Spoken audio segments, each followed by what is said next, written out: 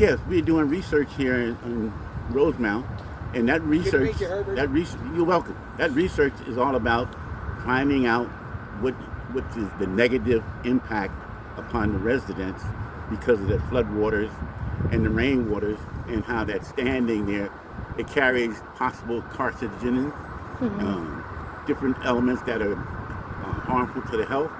And so with the research, we'll be able to find out if that is what's happening here in the community. And if so, we'll figure out mitigation to stop that or prevent it from having that really deeper effect on the community.